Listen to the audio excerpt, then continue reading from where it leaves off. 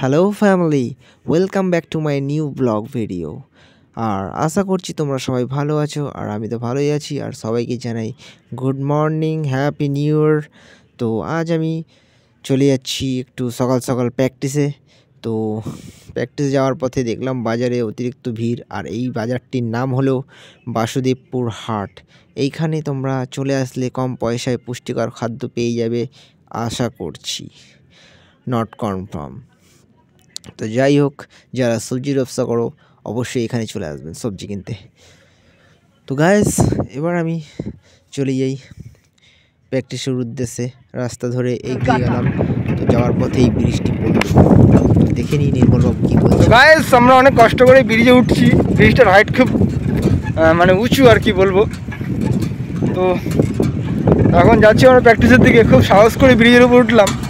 ব্রিজে ওঠার নিষেধ নিষেধ, একদম নিষেধ।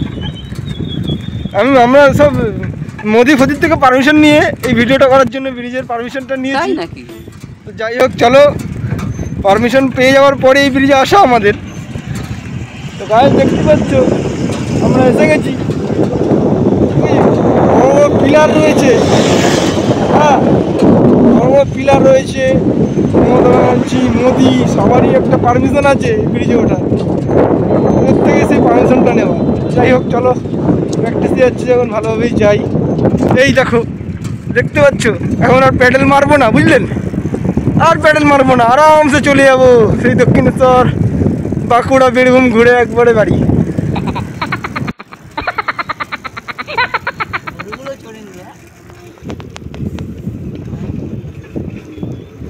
দেখতে পাচ্ছ, প্যাডেল মারছি না কিন্তু।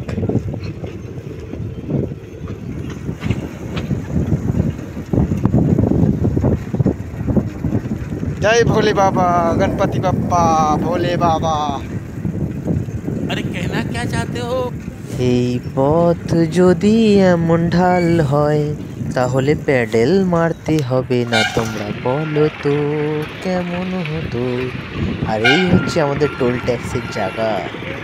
এই গাড়ি বাইক যত মস্তি করে আসবে এখানে এসে টাকা ঢালবে, কারণ রোড যে ভালো হচ্ছে, তা টাকা ইনকামে তো রাস্তা বার করতে হবে বাবা।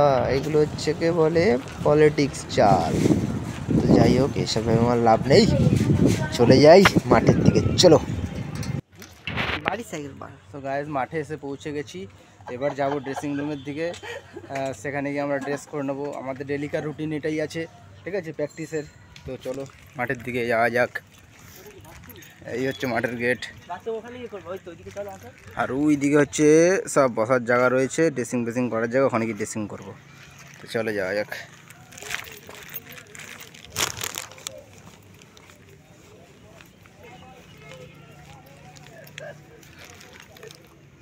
চল, দেখা যাচ্ছে তোমাকে। দেখতে আশা করছি তোমাদের ভিডিও ভালো লাগবে। আর দয়া করে কেউ সাবস্ক্রাইব করবে না, সাবস্ক্রাইব করার থাকলে সাবস্ক্রাইব করবে, ঠিক আছে? আজকে সাবস্ক্রাইব করলাম, কালকে তুলে নিলাম, এরকম টাইপের subscribe I don't like this. তুলে নেয়নি কেমন? যারা ফুটবল প্লেয়ার আছে অবশ্যই সাবস্ক্রাইব করবে, তাদের জন্য এসব ভিডিও।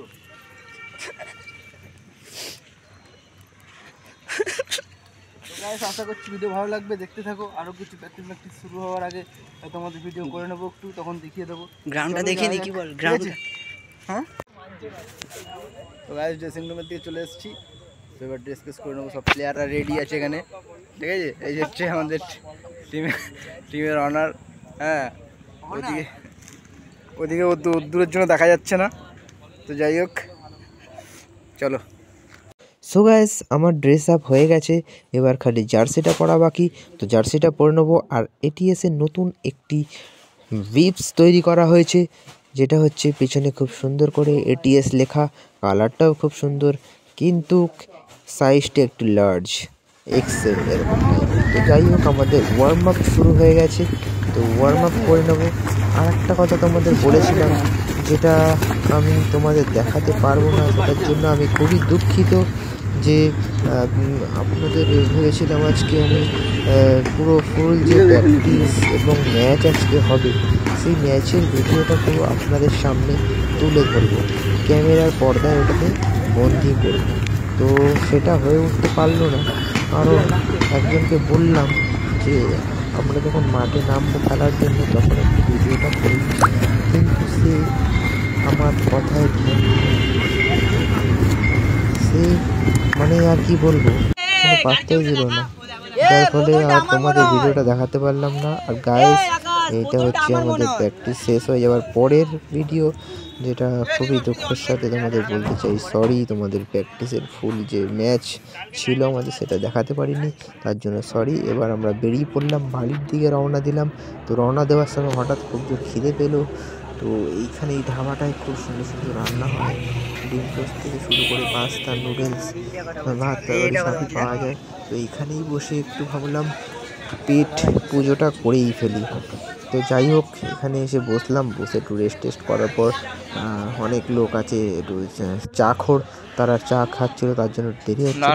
তারপরে ফাইনালি আমাদের ডিম টোস্টটা ভেজে নিল এই কাকিমা। তারপর এই যে চাটনিটা দিচ্ছে, চাটনিটা একটা অসাধারণ চাটনি, কোথা থেকে তৈরি করেছেন তার নাই ঠিক জানি না, কিন্তু প্রথমে বলেছিলাম যে চাটনিটা দিতে হবে না, কিন্তু তারপরে যখন আবার ওর প্লেট থেকে খেয়ে দেখলাম মানে চাটনিটা অসাধারণ ছিল। তো যার ফলে লোভ সামলাতে না পারে আমি আরেকবার একটু চাটনিটা চেয়ে নিলাম। তো যাই হোক, এবার খেয়ে নেব ডিম টোস্টটা।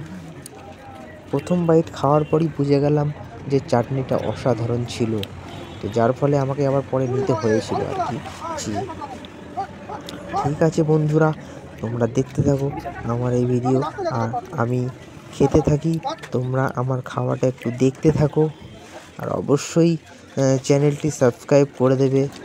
আশা করছি তোমাদের উপর যা তোমরা সবাই আমাকে খুব সাপোর্ট করবে আর আমার পাশে থাকবে।